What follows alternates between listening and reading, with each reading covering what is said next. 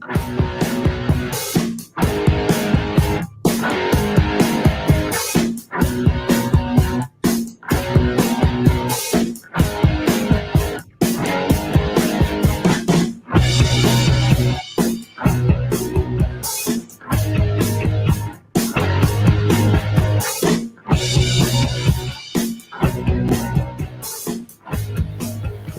to the Tip In Maple Leafs podcast. I'm Chad. I'm Dale.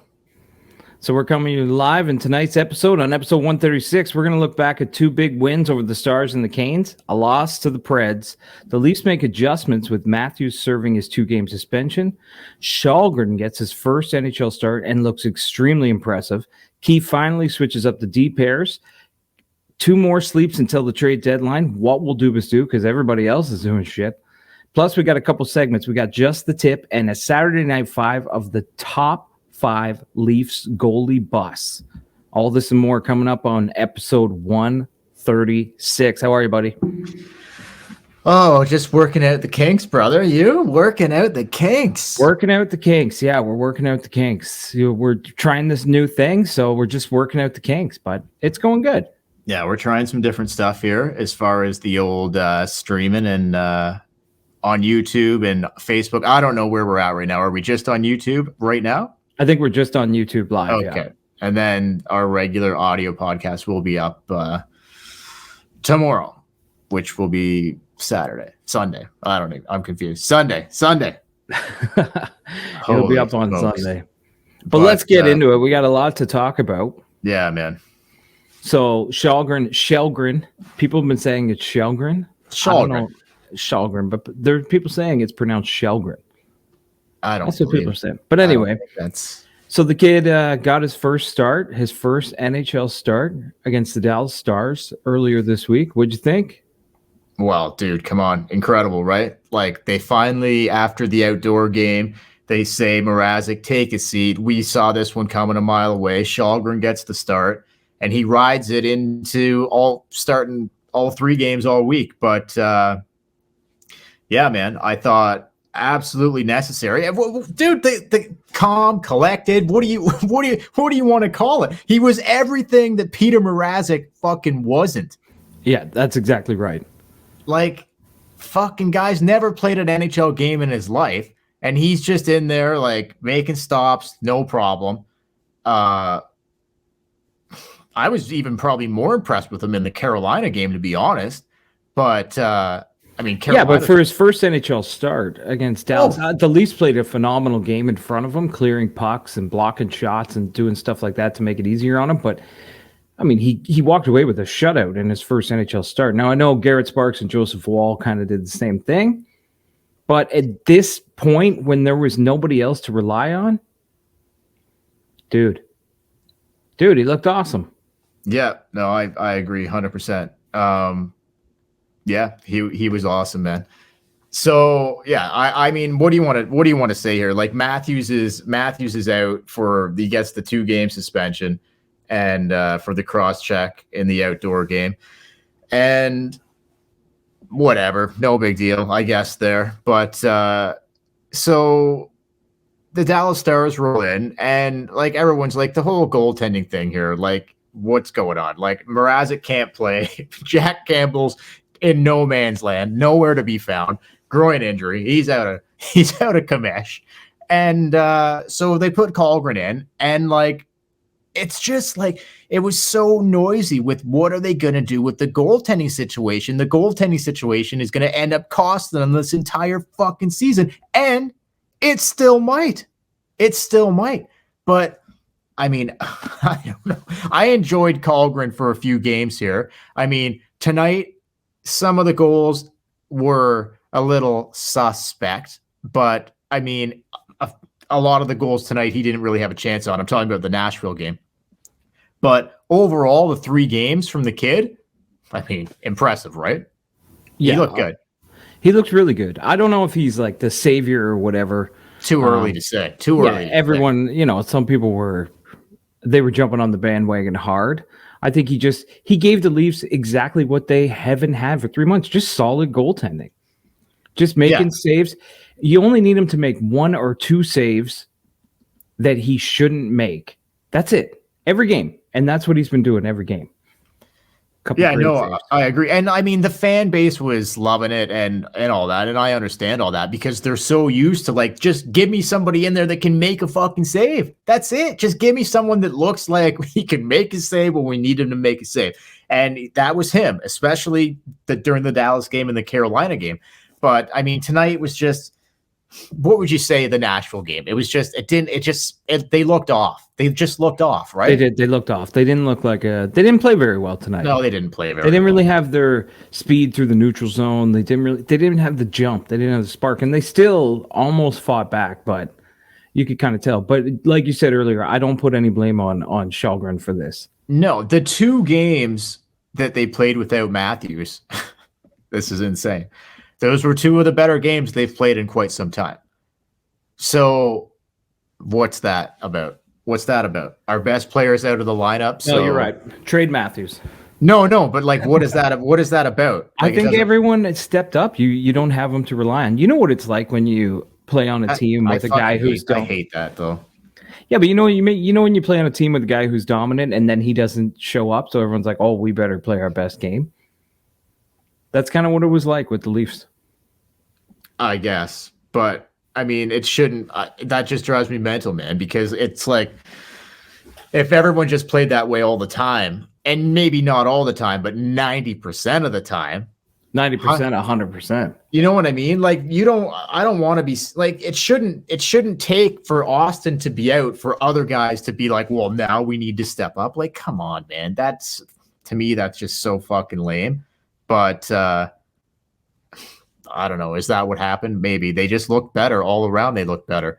Although some of the shots, like in the Carolina game, I think they were being outshot like 15-5 at one point or something like that in the first period. So their defensive structure wasn't great. Although we'll get into that later. They finally made the move on defense, like switching some pairs up. Well, really, all they did was finally play Lyubushkin with Riley. That's really all they changed. But yeah, something you've been calling for quite some time. Well, and it looked pretty decent in the first 2 games against Dallas and Carolina, but I don't know. Anyway, so the 4-0 win over the Dallas Stars, man, look like, impressive. Like a 35 save shutout for Kallgren in his first NHL appearance. Like you said, who were the other guys? Sparksy and who else did we have in the Joseph Wall? Did he get a shutout in his first game? I don't know if it was his first game, but he did get a so. shutout this season. But Garrett Sparks did it for sure. Yeah, Sparks. It was a big thing when he did it. Not the first time you'll hear that name on the podcast tonight, Garrett Sparks. But yeah, man. Anyway, I don't know, like what. So Sandin scored a very nice goal. With Matthews being out, Tavares moves up with Mitch and Bunting. Right, looked pretty good. Like. Johnny T looked like starting to look like his old self there for a little bit. Yeah, that was 2 of the best games I've seen at a JT this year. That lasted for about 2 games. But maybe that's what he needed. He needed Bunting and Marner. Maybe. That's crazy, though, because that's not what he's going to get going forward, right? Like, I can't see Marner going back to – I don't know what they're going to do here, man. Like, part of me is like, they're going to figure this out and things are going to be okay. Like coming off of the last 2 games, I felt good. And then again tonight, I'm like 2 steps forward, 1 step back. That's kind of what this scene. Nashville, hell of a fucking team, the Nashville Predators. Yes, man. Yes. Like they look like no joke, man. Like maybe the Leafs had an off night, but the Preds look like they mean fucking business, dude.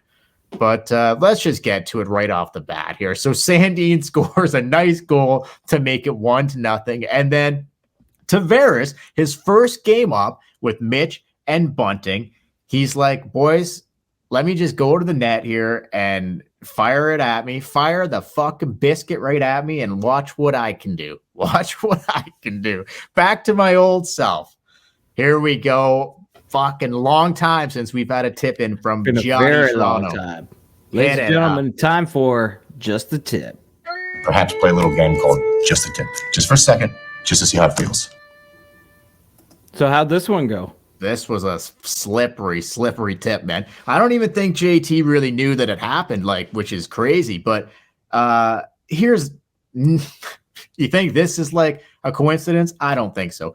Timothy Liljegren and Willie Nylander, the assists on this tip-in. So we're talking 2 former mustaches, kind of still mustaches, but not really. But 2 set up from 2 former mustaches. And JT, I don't even think this is weird because usually like Johnny Toronto, he is right on it. He knows that it's a tip-in immediately. This one, to me, kind of seemed like he was a little questionable. He wasn't sure. Did it hit my leg? Did it hit the defenseman's leg? Either way, he knew it went in. But it had been so long. It had been so long. He forgot what it felt like to get a tip-in. It feels good. It feels good. It feels great, man. So Johnny Toronto with his 20th goal of the season, playing with the brunt, I was going to say this was a power play goal, but it wouldn't have been a power play goal. But yet Nylander and Liljegren were on the ice here when this. So I don't know, must have been a line change or something was going on because Liljegren wouldn't have been on the ice for a power play. So I don't know. Either way, we got a tip. Yeah, it wasn't a power play goal. But anyway, so this was kind of like there's no other way to put it. Like this was a surprise tip. He wasn't usually he's like, give it to me. I'm putting in the tip right here. This was kind of like you said, he hasn't had one in so long. So he forgot what it felt like. So it caught him off guard. He was shocked by this tip. Yeah, caught him off guard. That's exactly right. But once it went in, oh man, it was like a huge weight off of his chest. He felt it was like a huge explosion. He loved it. Well, that's what happens. If you don't tip it in for a while, when you finally do tip it in, it feels good. Yeah. It feels good. He felt great. He's seeing an old friend. That's just right. Yeah. Like a nice comfort. It's just like putting on an old baseball glove. A nice oiled up baseball glove. Speaking of that, remind me of baseball in 1 second here because I got a little something. Okay. Just in 1 second after we finish this game. So beautiful tip in. Only one tip in this week, but I'll fucking take it, man, because we have had a drought of tip ins. We had a couple weeks ago, but we have not had a ton of tip ins like basically since the calendar flipped to 2022. So I'll take a tip in any fucking way you want to put it in. So, hey, good to see Johnny Toronto back. I think this is his first tip in since 2022. I might be wrong on that, but anyway. No, it's definitely his first tip in Johnny in a long time. Beauty. So 2-0 Leafs at that point. Cache makes it 3-0. We'll get into his injury there. He looks like he's fucking done for the season, I would say. Cache makes it 3-0, and he scored in 3 straight fucking games. He scored in the outdoor game, scored in the Dallas game, and then he scored in the Carolina game too. And Mikheyev pops one in to make it 4-0. That's all she wrote. Leafs beat the Stars 4-0. Like I said, Kallgren with the 35 gets us save shutout, and it was great. But and like you said earlier, such a calm, cool, collected shutout. Nothing fancy, nothing over the top, just a real solid. Oh, can I mention one thing? Yeah. My camera went off, but I see that. It'll come back. There was a play in this game where Willie had a tip. And the goalie, Ottinger just said, "Get that tip out of here." Dude, that would have gone down as the greatest tip of all tips. The greatest tip since we've been covering tips for sure. Oh yeah, like that would have been the tip of tips right there. Yep. But sometimes you go to put the tip in and it's just like they just smack it out of there. They're like, "Get that out of here. Don't want it. Don't have it." What a save. An absolute 5 fucking bell save, man. It was incredible. I thought it was in. You thought it was in too. Dude. Like when they slow that puppy down too, like just an incredible save. Dude, Willie had one hand on the stick. One hand. That was almost going to be a one-handed tip in from that was. Yeah, unbelievable. I just wanted to throw that in there because it was good. Yeah, it was for something that didn't go in, it was still incredible. Yeah. But it would have been absolutely amazing if that went in the net. But anyway, you're right. So I should say this before we move on from that game. I don't know if you caught this, but our buddy Rusty sent us a little message on Instagram there. Did you see this? No, I didn't see it. What was it? Okay, well, apparently, like, I can't remember who the team was now. It might have, I don't know if it was I can't remember who the team was. Tom Selleck had a little stint, like, where he was going to play professional baseball. Do you remember this? Yeah, I saw the movie, Mr. Baseball. Oh, no, he was, okay, I think he actually tried out, though, like, for real. Like, I'm not talking, yeah. I'm not talking about a movie. This is like a for real. Like, he played in like a spring training game. I'm 100% sure. Rusty sent us on Facebook like 2-minute clip of Tom Selleck's at bat in a spring training game. He couple foul balls and whatever. He looked pretty good. The mustache looked absolutely incredible. The announcers were talking like he literally might have been able to make the team. So I don't know what team it was. I think it might. I want to say the Padres, but I don't know if that was right. I'm just looking it up now.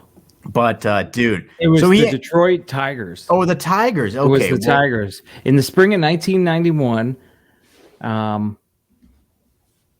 Yeah, Tom Selleck. So before filming Mr. Baseball, he convinced them to give him a shot in the spring training against actual Major League Baseball players. Oh yeah, like he was fouling off pitches and like making solid contact and all that. So it was interesting, man. But he played pretty good. I'm pretty sure the commentators were just loving it though. Like they were commenting on his mustache, and I think they were commenting on like some business that he does with the ladies and stuff. So it was awesome. I watched the whole 3-minute clip. It was incredible. It's in our message, on Instagram. You should check it out. It was awesome. I got to go check it out. I haven't seen it yet. Yeah. So anyway, thanks, Rusty. I absolutely loved that clip. But basically, all I can take away from that clip is that Tom Selleck looked good in the box. Not the first time he's heard that in his life. That is for sure. No, Tom Selleck always looks good in a box. Yeah. And not his first time either. No.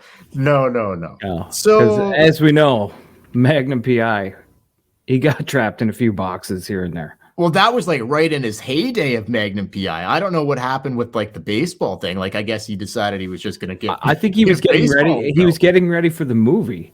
Okay, Mr. Baseball. Okay, which is a phenomenal movie. Yeah, I mean it's no major league, but. Not bad. No, it's not bad. It's a good movie. It's a good movie. But anyway, Tom Selleck, he loves a box. He loves just anytime he can get near a box, he's like, put me in the fucking box, boys. I'm ready to go. So too bad he didn't make the Tigers. That would have been unbelievable. Imagine fucking Selleck playing for the Tigers. Like that would have been incredible, man. That might have been before. I don't know what year did that come out. Were we alive at that time? Yeah, it came out in like 1990. Magnum PI? Well, I'm trying. No. When he was doing the tryout for the Tigers, the baseball thing was 1991. Okay, the footage seemed older than that. Well, maybe it was. That's what the article said, but it could have been something different that Rusty said. He could have done this twice. I mean, he's not. This man goes back to the box when he feels like going back to the box. Yeah, I wouldn't put anything past Tom Selleck. I wouldn't put anything past this guy for sure. So. Anyway, great to see that. But here we go. St. Paddy's Day. We go to the St. Paddy's Day game, and they're wearing the old green and white threads against the Carolina Hurricanes, the top team in the Metropolitan, I believe, the Carolina Hurricanes. And Kallgren gets his second straight start. And, he happens to put on... Did you see his mask? I did, yeah, with the little leprechaun on the side. Oh, a mean, a vicious leprechaun. Wasn't it the one from the Jennifer Aniston movie from 1990? It looked that way. But cool looking. Apparently the Marlies had a St. Paddy's Day game too. So Kallgren already had the green gear all ready to go. So he was all done up to the nines with the rest of them. Yeah, so like the leprechauns on the mask, that was just a nice little touch. I thought the mask looked super cool. And dude, he like stood on his head at some pretty serious parts of this game. Like Carolina's no joke, right? So no, Carolina outplayed Toronto pretty bad in that first period. And yeah, I thought so. he got out of it, no goals. No, just solid goaltending, man. Yeah, he was solid. Freddie Anderson lets in a couple not so great goals, I would say, Freddie. But anyway, Mikheyev scores. Marner gets his 24th of the season. 2-0 for the Leafs. Carolina came back, and Cachet ended up getting scoring in his third straight game. So he was really on a hot streak going into tonight. Unfortunate about his injury, but we'll get to that shortly here. So anyway, so goals by Marner, Mikheyev, and Cachet. The Leafs end up beating the Hurricanes 3-2. Kallgren makes 34 saves. He lets in 2 goals, but not like, I wouldn't say like these weren't like Mrazek type fucking goals, right? They weren't deflating goals. They were just not at all. Regular goals that are going to happen throughout the game. That's right. You beat Carolina 3-2. That's a fucking good Thursday night. That's a great Thursday night. Exactly. Especially when Carolina has 30 plus shots. Exactly. So I mean, not a lot else to take away from this game. I don't think. I mean, I don't have anything really else to add to this game. It was just a good, clean. It was. See, this is the thing. Like, you get some consistent goaltending again, like some good, solid goaltending, like they did in the Dallas game, they did in the Carolina game, and all of a sudden, we're not like picking things apart. Like for the last 2 months, we're picking everything apart because the defense is fucking letting everybody down. The goaltending's letting everybody down. There's just fucking flaws everywhere. But here we are with 2 games where it's like, Kallgren just calms the waters, and it's like, okay, like not a lot of. I didn't love that Carolina was outplayed them for a large majority of the first half of that game for sure, and they were out shooting them significantly at one point. I didn't love that, but again, Kallgren, like they got solid enough goaltending that it didn't really fucking matter. No, exactly. That's exactly, and that's. What I was saying this on the podcast for the last 2 months. We were picking everything apart. We were blaming the players. We were blaming the defense. And I was like, they just need some goaltending. They need someone to make a save. And that's what they got from Kallgren. And do I think Kallgren will be in the net when the playoffs start? No, I don't think so. Never know. But you never know. But he calmed the waters. I'd take him over Mrazek at this point. He also made it a little difficult for the management at trade deadline. Because, I mean, before he took the pipes, they were hunting for a goalie bad. I think they still might be. Oh, I'm sure they still are. But the only moves they're going to make are sideway moves. You're just basically getting another Mrazek somewhere in the league. Some guy that's played and never really been a starter. You're just going to get that. Right. So I don't know, but he's buying you time until Jack Campbell comes back. And then you're just fingers crossed that Jack Campbell comes back and is the old Jack Campbell. Yeah. That's what we're waiting for.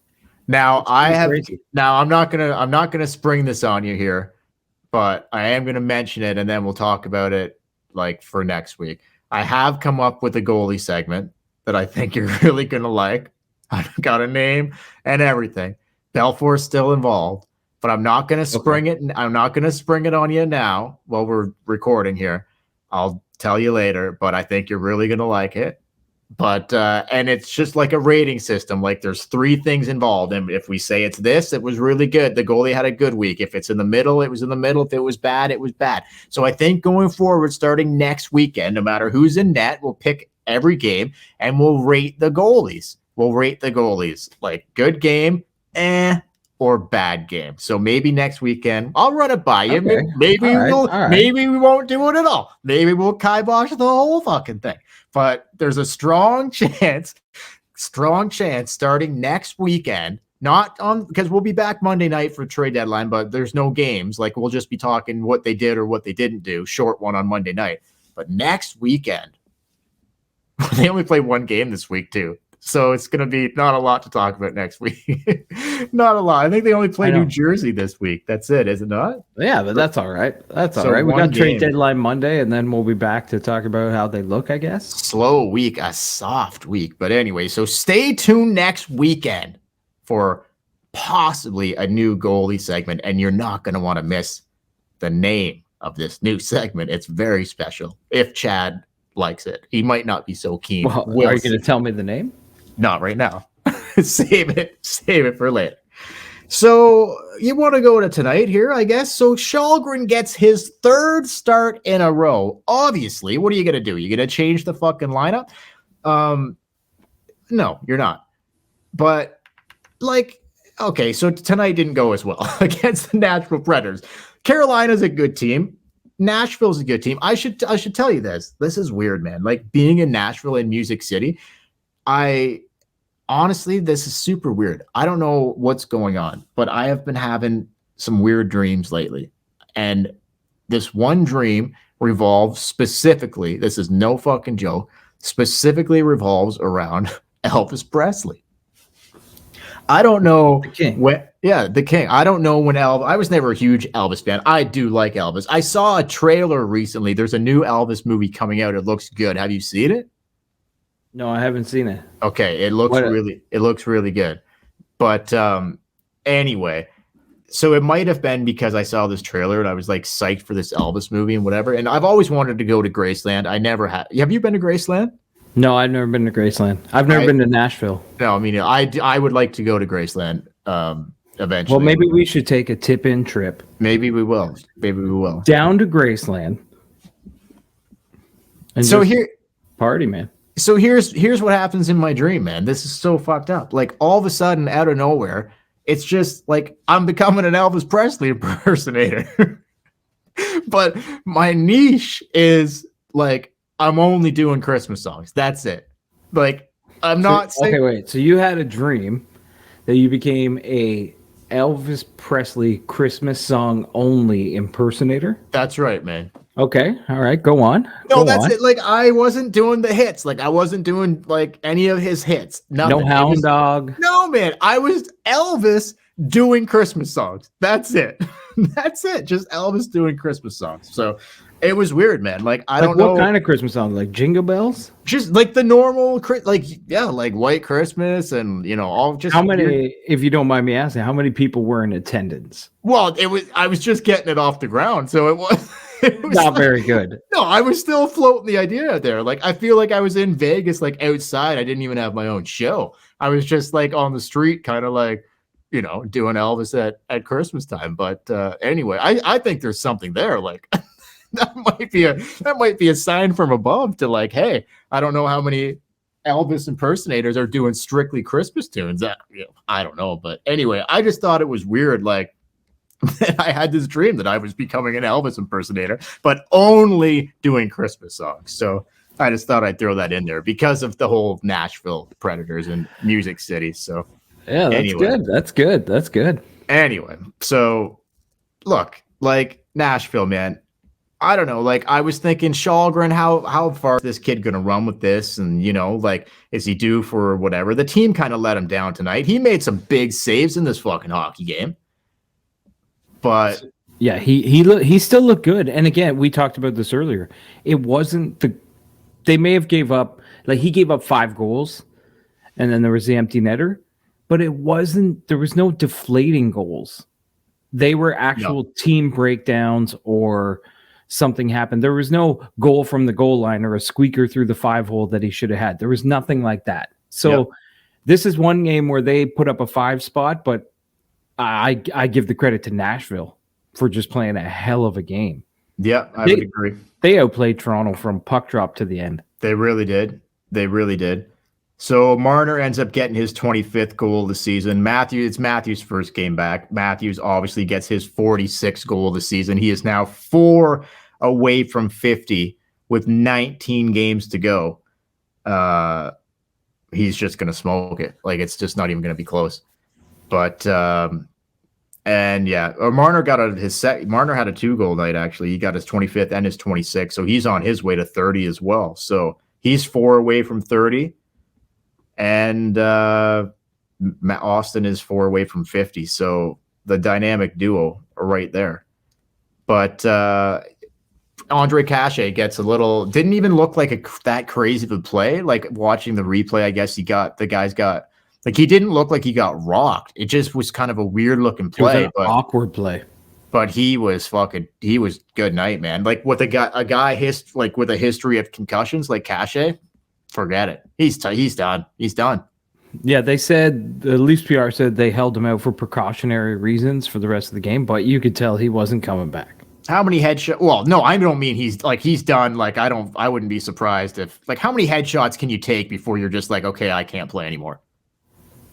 Like, how many did Eric Lindros take? Too many. Too many. I don't know. So, we'll see. Now that's another thing they may go after at trade deadline is a depth winger, a depth forward. like, you've got guys you can plug in there, right? Like, you've got Robertson, who didn't play tonight. You've got Clifford, who didn't play tonight. But Cache was bringing you something. Yeah, I think Robertson could bring you close to what Cache, like, given the chance. So I'm not, like, the whole depth winger thing, like, that's far down my that's just far down my. We can get into that. It's not top of the priorities here right now. No, but for sure. Like, it's got to be goaltending and defense. I'll tell you what, though. What would it cost to get Philip Forsberg? Like, because they were talking tonight, Philippe Forsberg. They were talking tonight like this was the last game that he's played for the Preds. Like, they think he's getting dealt. Were they not saying that tonight? The Preds are in a playoff hunt, are they not? Yeah, no, they weren't saying that. Oh, I thought they were. I thought they were. Okay. He surpassed like the Nashville record for goal scoring. Oh, okay, he passed David Legwand. Okay. Well, what a beauty there. Now, I did notice something about this Nashville Predators team. These guys are not shy to sport a mustache. Not at all. Now, that is something I can get behind. I will say that. And like with the yellow buckets and the yellow shirts and the mustache, I mean, it's like glowing. You got to have balls. You got to have balls to pull that off. Yeah, but they're just like the golden era of mustaches. Like, it just fits so perfect, like with the Nashville Predators. Love it. So, hey, man, look, I'm not stoked about this loss here, but, whatever. If it's going to happen, at least it happened to a team that loves rocking fucking beautiful mustaches. So that makes it a little easier to digest. But no, look, I mean, whatever. It is what it is. The Leafs have been in third place in the Atlantic for ever. I don't even see it going anywhere. But actually, I don't know if the Bruins won tonight. Bruins might have tied them. I didn't check the standings before we started here, but because I think the Bruins were only 2 points back. But anyway, the Leafs lose 6-3 to the Nashville Predators. Kallgren gets his first loss. Not technically, he lost that game, that the Arizona game in overtime where Mrazek played like shit, but this is really his first full game loss for Kallgren.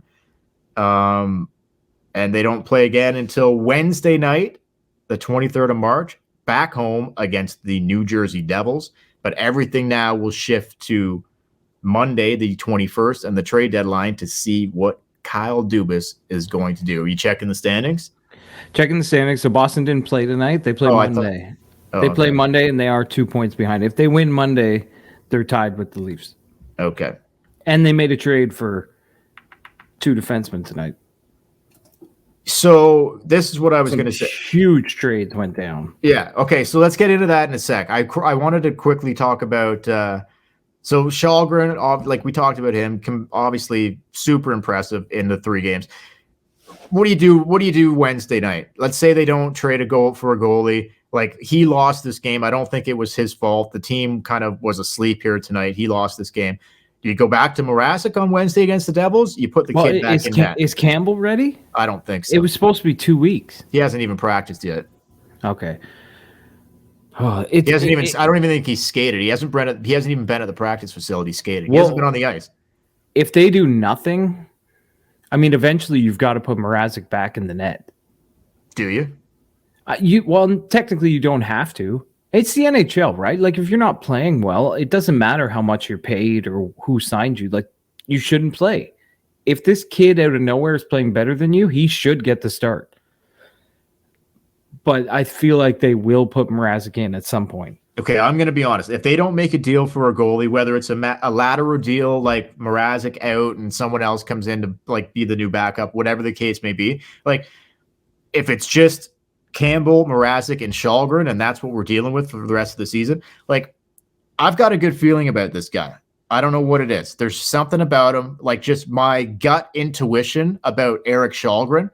Something about him. I'm not sure if it's like he's a Swede. He said that his favorite player growing up was Lundqvist. He tries to emulate his game after Henrik Lundqvist. I mean, obviously, I'm not saying he's Henrik Lundqvist, but if you're going to pick a guy to try to be like, that's not a bad start. So I've just got a good feeling about this kid. What does your gut tell you about this kid? Like, where are you kind at? of in the same boat as I'm kind of in the same boat as you. I feel different about him than I do with Joseph Woll. Yeah, so or do I. did with Garrett Sparks. But at the same time, there are things in his game that I see that I'm not totally sold on. There are reasons why I'm not jumping on the bandwagon completely hard. I mean, there were people on Twitter and stuff that were like, this guy, he could be Jordan Binnington. He could lead us to the cup. He's great down low. He's very composed. Yeah.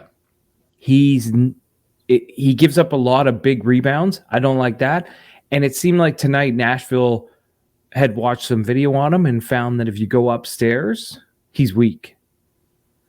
He's weak up high. And that could be a problem because we haven't seen enough games to really judge what he can bring. But it kind of looked like that may be a problem, but I don't know.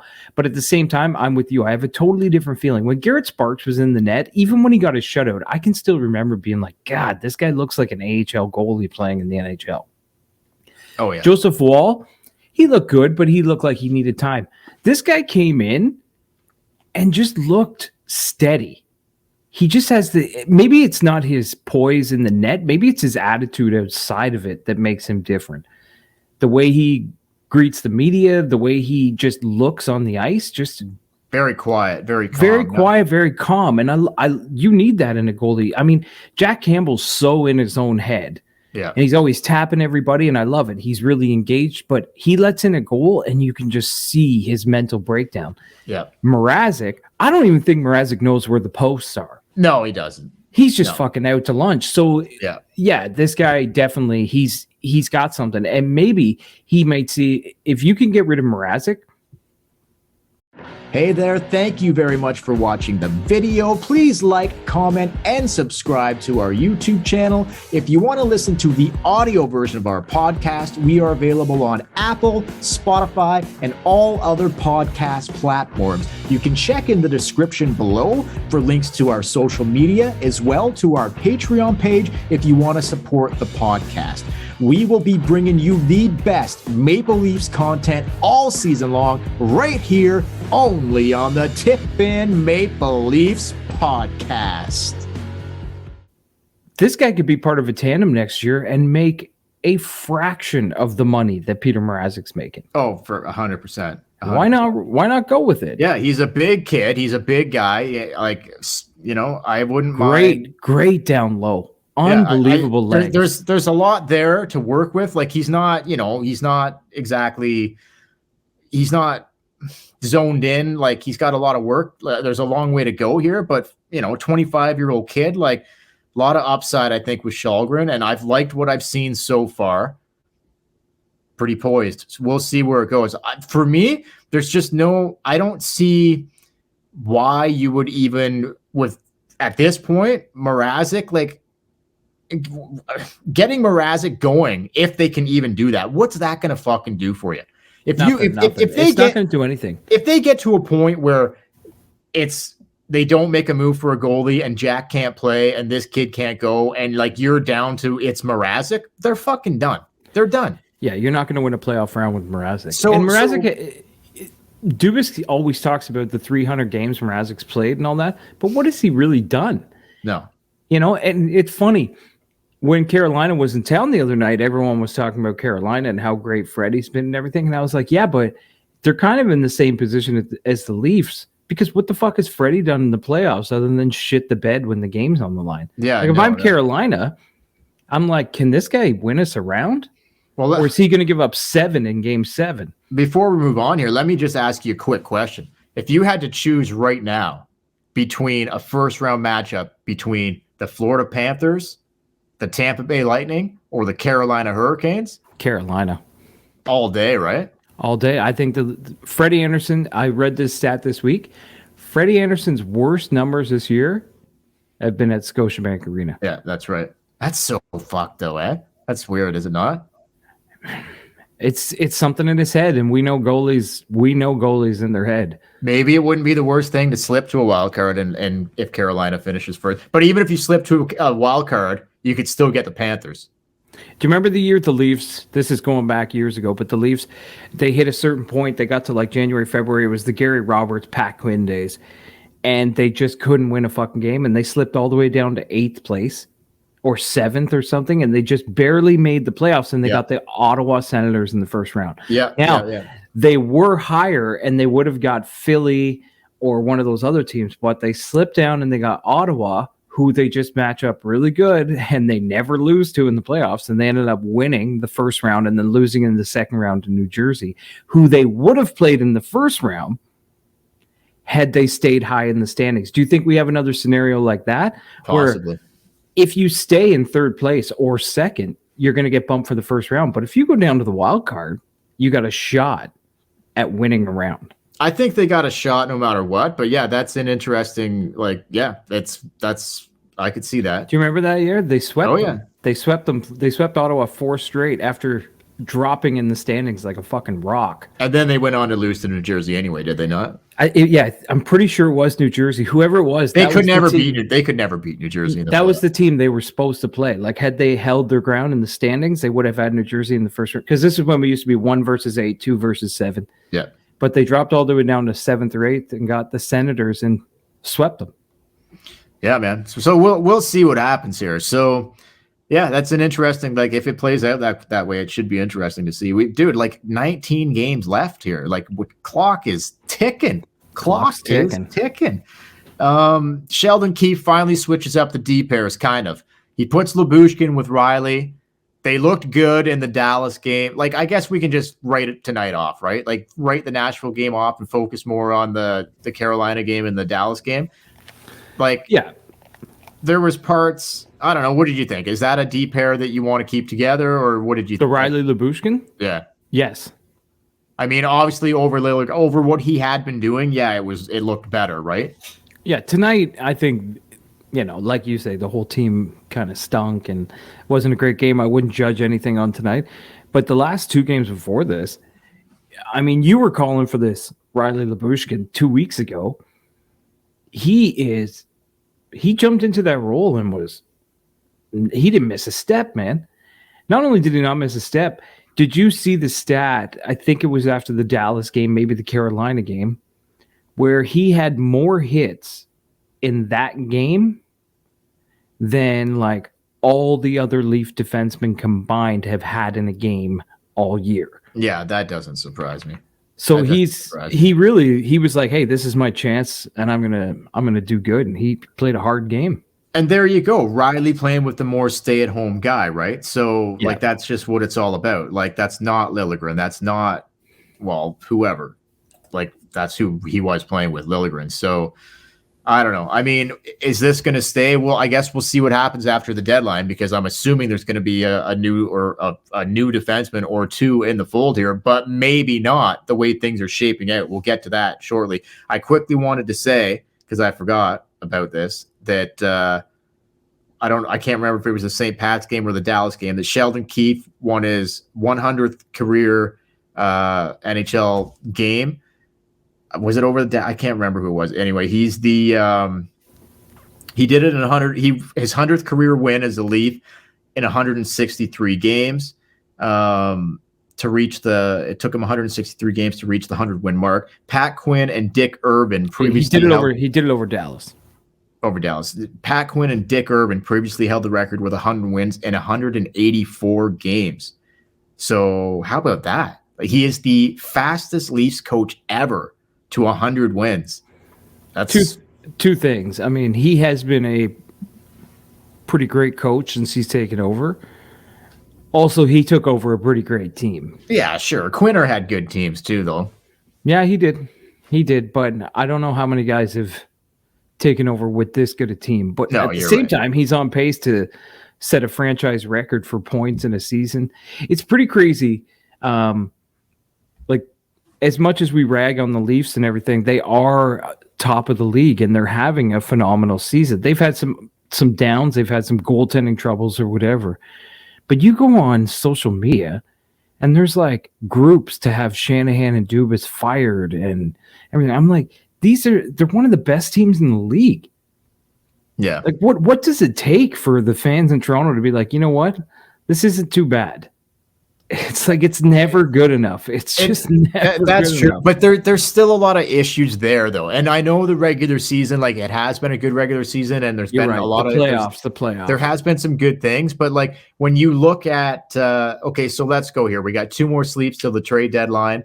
What will Dubas do? You look at teams around us: the Florida Panthers, the Tampa Bay Lightning, the Boston Bruins, but specifically the Florida Panthers and the Tampa Bay Lightning making fucking deals, man. They're upgrading significantly. The Panthers get Claude Giroux. They end up getting fucking Ben Sherratt the other day. Like significant upgrades for the Florida Panthers. Tampa Bay ends up getting the guy from fucking Chicago that was on the block. Who was the guy from fucking Chicago? Hagel, or what is his name? What is his? Yeah, Brandon Hagel goes to the Lightning for, like, I just can't even believe this. Like, the Tampa Bay Lightning received Brandon Hagel from the Chicago Blackhawks for Taylor Radish, Boris Kachuk, 2 guys, I don't really know who they are, but a 2023 first-round pick and a 2024 first-round pick for Brandon Hagel? Am I missing something here? I mean, Hagel's having a great season. 2 first-round picks for this fucking guy? I mean, Tampa's, they're saying they're all in. Holy fuck. But, and like I said, so Tampa gets whatever. Okay, that's great. Tampa's bloated without this guy. But the Panthers getting Ben Sherratt, getting Claude Giroux. Like, the Panthers are going for it.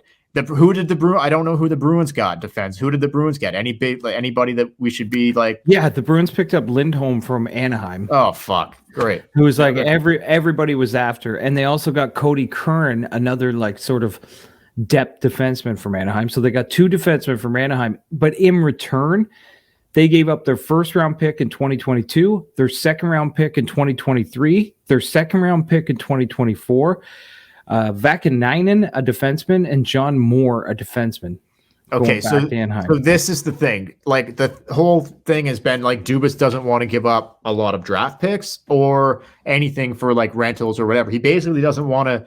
I don't know. This is a weird situation. The report is Boston's already in contract talks to extend Lindholm. Okay, because he's a free agent at the end of the year. But I mean, they paid. That deal, I kind of understand. The Hagel deal, 2 first-round picks. Okay, and 2023 is supposed to be one of the deepest drafts in years. I guess GMs are really pushing to get the 2023 first-round pick from the trade deadline. The Lindholm deal, if they can extend him and like if he becomes a Bruin long-term, hell of a hockey player, I don't mind that trade. But I don't think Boston hasn't yet. I don't think Boston is going to win the Stanley Cup this year. I just don't see it happening. But they're telling their team, we believe you can. Okay, that's fine. I just think it's like false narrative. I just don't see it happening for the Boston Bruins. It's just there's too many other good teams out there. Anything could happen, but do you see it for the Toronto Maple Leafs? No, I don't. Then why should they go out and give away their prospects and picks? Anything could happen. A goalie gets hot. I could be wrong. I'm just saying my personal opinion is the Boston Bruins will not win the cup. Neither will the Toronto Maple Leafs. That's just my personal belief, my personal opinion. But they could. But the Atlantic Division, man, it's just getting heavier. I don't see how the Bruins or the Leafs beat the Lightning or the Panthers. I don't see it. I just don't see it. But I could be wrong, and it's stranger things have happened. Stranger things have happened, but this is basically what I'm saying. You see the Bruins, you see all 3 of those teams upgrading, and the Leafs haven't done fucking dick. I'm sorry, Labushkin, come on, man. No, they haven't. Well, the trade deadline's not till Monday. But we're running out of all the top tier guys are basically gone. Florida went out and got Ben Sherratt.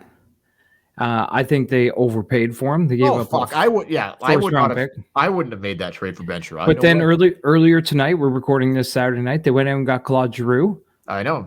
But Giroux he picked Florida basically. Yeah, and I know we were talking about this, but still, so they've basically upgraded their top six. Giroux's going to play in their top six. They got a couple depth forwards, and they got Ben Sherratt on their D. And you're right, we got Lyubushkin, and that's it. So right now, it's got to be. I pegged these two guys of quite a while ago. I don't see how you do not get Mark Giordano tomorrow. Like, The more I read about it, I think he is coming to Toronto. it has to happen. Does it not? I think the way it sounds is that Ron Francis is he's just sitting hard. That's what she said, on a first round pick. And Dubas just doesn't want to give it. But if he caves on that, if he takes a second or a 2 second round picks, then maybe. I think they could get Giordano for not like you throw in Dermott, which is a younger defenseman that could help Seattle. Like, Giordano's getting up there. He's only got a few years left. Dermott's got 10 years left, maybe, if he can come into something. And you give him a couple lower picks, like a third and a something. I don't know. Fuck. There's a way to get that deal done without a first and like a top prospect. So I don't know. To me, it's like they're running out of guys here. If it's not Giordano, there's no big names left. Like, I still would like Shen or like a depth guy like that, but that's not like I don't know, man. What if you see Giordano go somewhere else? I mean, fuck, we're talking like bottom feeding here, right? Like, yeah, but I don't think any of this is the answer to a long playoff run. Well, I think Giordano would help. Yeah, I think it would help, but I'm still for bringing in Luke Shen.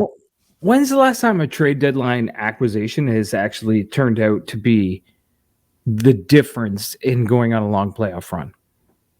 It usually doesn't have, like, a lot of times teams, they load up on depth and they try to get big names, but at the end of the day, it's the team that was built in the offseason that usually wins the Stanley Cup. Okay, well, for this particular team, they're not good enough without acquisitions, especially on the back end. So if you want to be serious, who are you going to get at the trade deadline that's going to put you over the top? Giordano, he's a great pickup, but he's not going to put you over the top. Well, okay, then he's going to give you a fighting chance against Tampa or Florida. Are any of the guys that have already been traded on defense would have put them over the top? No, and they didn't go for any of them. Well, I think they were in on all of them, but the price was too high.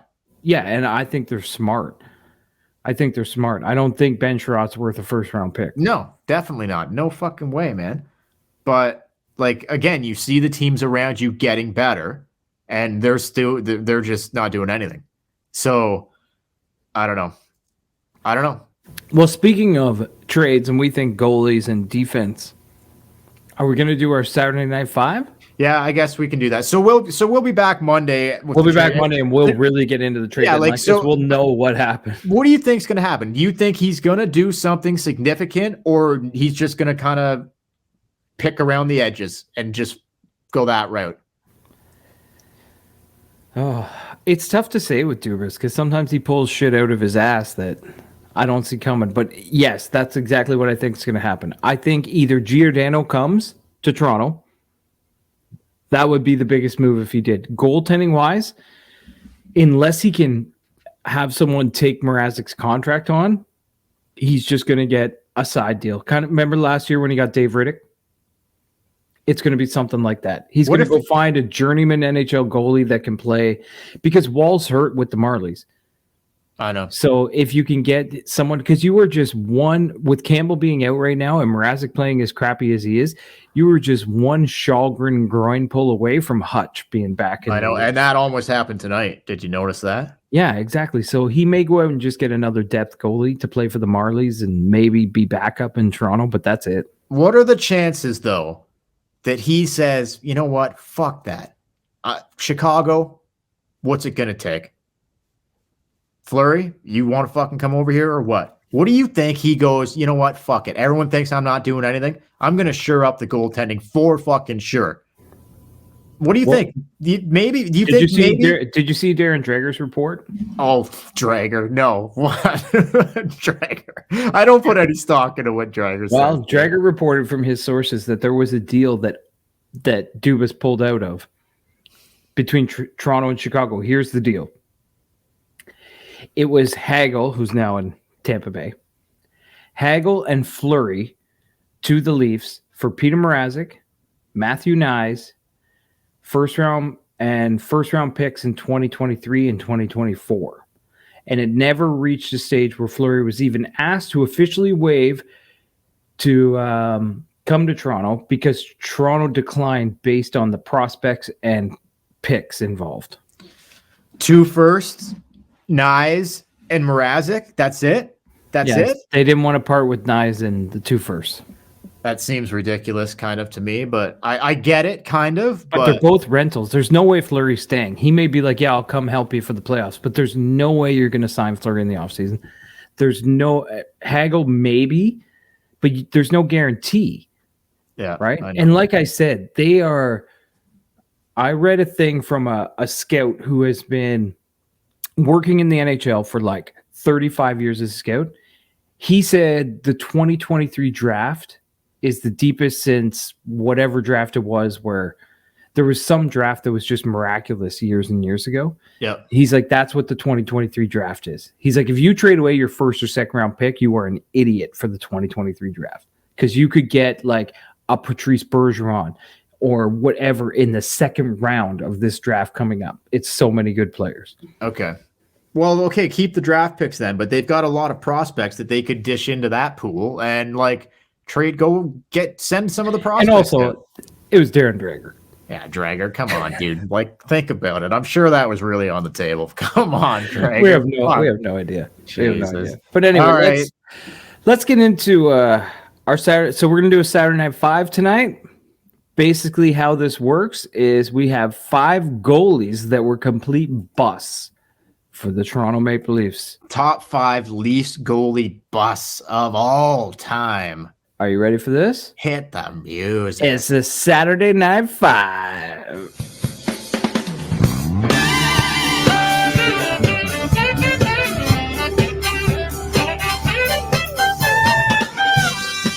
It's Saturday Night 5 with Chad and Dale.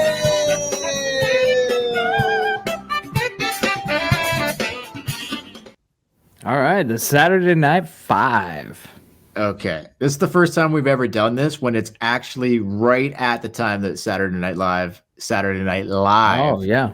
is actually starting. So anyway, I got a 3-pack here, but I've got a couple others just in case I don't know who you pick. So I've got a 3-pack that fit together like a glove. I didn't go way back when I was researching this, because I was like, there are some goalies that I read about, but I'm like, we don't know who they are, and you don't know who they are, and our listeners don't know who they are. So I just kept it recent. From 2000, like from whatever you want to say, from 1990 onwards, from 2000 onwards, like anything that our listeners will remember. But like there was a guy named Ron Lowe. Yeah. Jim Ralph. No, he never played for the He was in 1972, and I mean, this guy, he looks like if he's still going today, he'd be a tip-in regular on this show. But I just couldn't pick him because that's too long ago. Anyway, let's get going. You want to be number 5? I don't know, man. Like, I've got a 3-pack that fit together, so I'm not sure. Maybe I should go 3 or 5, 3, 1, and you go 4. Okay, you go 5, 3, 1. But you might take one of my guys anyway, but I got a couple extras just in case. Maybe not. All right. Dale's up with the Saturday Night 5 Maple Leaf goalie bust. Worst goalie bust of all time. Number 5, Dale. Okay. And then we've got a couple honorable mentions too, but I'll go with number 5. I'm going to go with my 3-pack threads a nice little thread right through JFJ, the worst general manager in the history of the Toronto Maple Leafs, John Ferguson Jr. Number 5 for me is Vesa Toskala.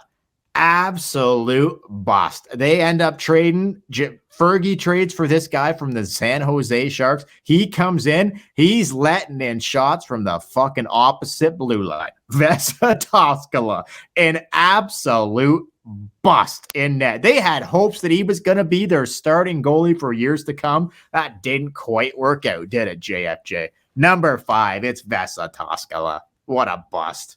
He busted it all over the place. Oh, yeah. That is a bust. I will admit. All right. So mine is Vesitosk. No, I'm just kidding. Number 4 on my list. This was, I believe, if I'm not mistaken, this was a Brian Burke signing. But he was brought into Toronto. It's funny because we have a guy from the Swedish Hockey League who won the championship last year in Kallgren playing net for us right now. But this guy was from the Swedish Hockey League. He was the best goalie not in the NHL. He was nicknamed the Monster, not because of his play on the ice, but because of what was in the jock. That's why Burke brought him in, I think. That's why Burke brought him over. Yeah, they thought it was because of his goaltending. So like, I don't get it. You're kind of a skinny, scrawny, tall guy. Why did they call you the Monster? And then the towel fell off, and they're like, my God. They thought it was his goaltending. Turns out it was just his groin. They signed him to a contract in 2009, hoping that he was their answer to the lengthy goaltending woes that had been going on at that point. But Jonas Gustafsson, in his second season, in just 23 games, he went 6-13-2 with a 329 goals against average, but a cock the size of a horse. And that's all that counts, baby. He was sandwiched in between.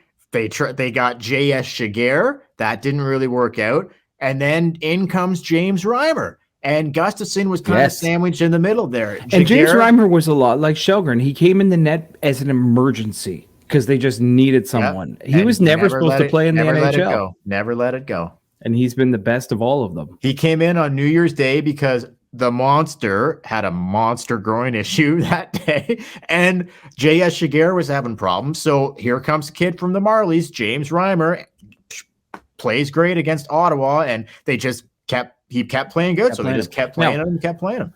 Gustafsson wasn't completely terrible. Like, he wasn't the worst goalie of all time, but he never lived up to the hype. Oh, definitely not. He was a bust. He was an absolute bust. He was a bust because they really built him up. And I mean, he was a bust. Massive cock, not very good goalie. That helps him. But that's why he's number 4, because he's still a huge hammer. But, the Monster. So still, yeah, exactly. I love that, though. Too bad it didn't work out for him. But continuing down my 3-pack of John Ferguson Jr. bullshit.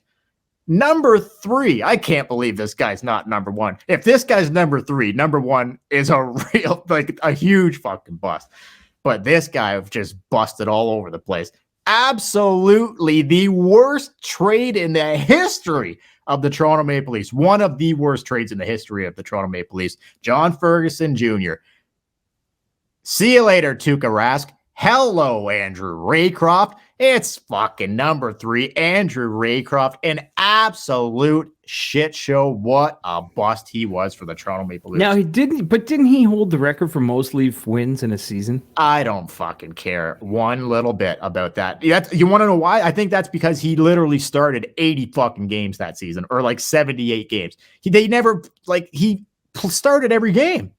He was coming off a Rookie of the Year. He won the Calder with the Boston Bruins. Why the fuck was Boston so interested in trading their Calder trophy winner? Why the fuck? Who does that? Because they knew he wasn't a very good goalie. Maybe, but that's an awfully weird time to be trading someone, especially a goaltender. They trade Raycroft to the Leafs. Fucking Tuukka Rask goes back to the Bruins. He ends up being like franchise goalie for the Bruins. He just retired this year, Tuukka Rask. How long's Raycroft been out of the league? Holy fuck. Andrew Raycroft, an absolute bust. What a bust. Well, if we're on the Andrew Raycroft, Tuukka Rask train, then that brings me to number 2. I think you know where I'm going with this. I think you're going to complete my trilogy for me. Oh, was this your number 1? Probably. It's the other guy who we haven't mentioned in that whole situation. Oh, then let me change it for you then. I'll pick someone else for you. Jim Ralph. Jimmy Ralph. No, in all fairness, though, you can say him if you want. No, I mean, if you want to keep him, I'll go. I'll go somewhere else. I'll go somewhere else on my list. So on my list, also in the early '90s, The Leafs made a big trade to bring in the cocaine cowboy Grant Fuhrer from Edmonton. He was a pretty terrible goalie with Toronto. He compiled a record of 25, 33, and 5. He allowed 230 goals. Wait a second. Are you saying Fuhrer was a bust? He holds the record for the most goals allowed in the season by a Leafs goalie. He was at the tail end of his career. He wasn't. They spent a lot to get him. They really tried to get him to Toronto to kind of build it up. And then he ended up losing his job to Felix the Cat Potvin. Dude, I can't. And he was eventually traded to Buffalo. So number 2, Grant Fuhrer, it was a bust. It was a bust, man. That one breaks my heart, Chad. You could have at least went with Tom Barrasso. He had a little stint with the Leafs.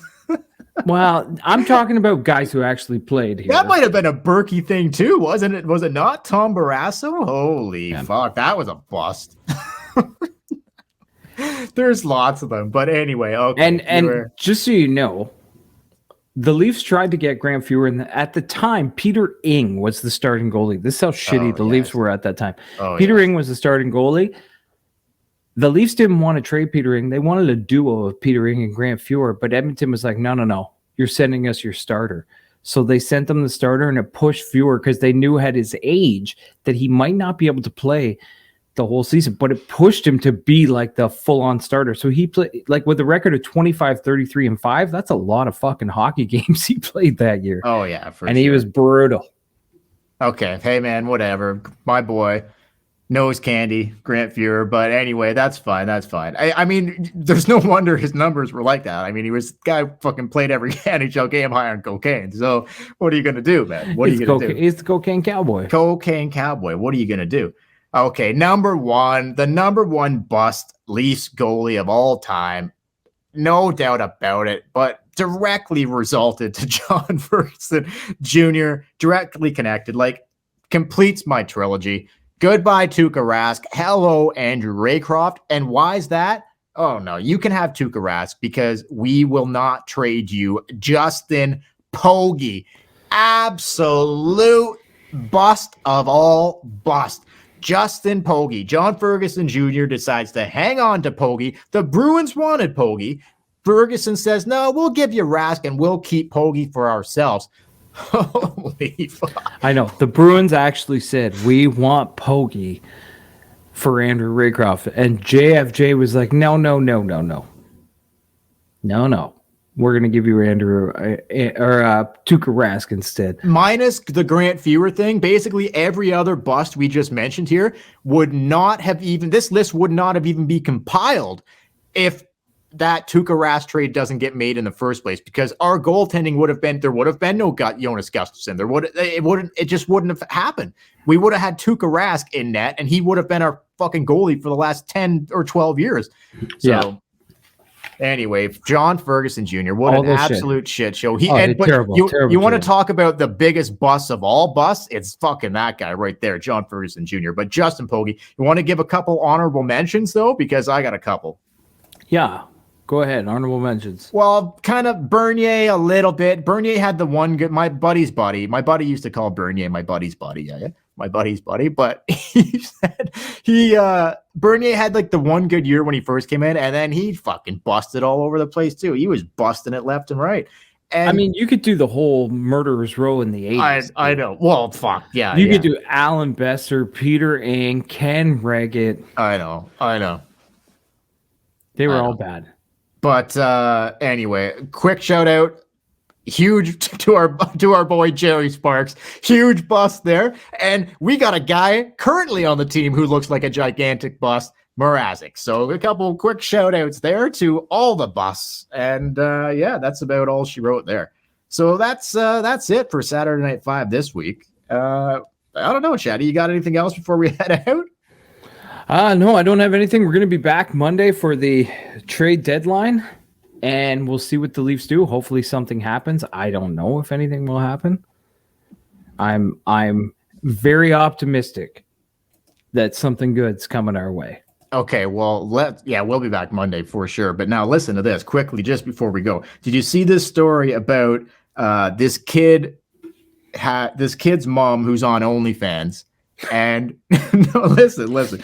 She apparently this girl's kids were like getting kicked off their sports teams because their mom's sexy OnlyFans. Did you see this story? Well, that's just outrageous. No, did you see this story though, or no? No, I didn't see it, but that's outrageous. Like they weren't allowing the kids to participate in, like, I'm not sure if it was the school or whatever. I don't know how this is even a thing. If I was the coach, I would be personally welcoming that mom to all the games.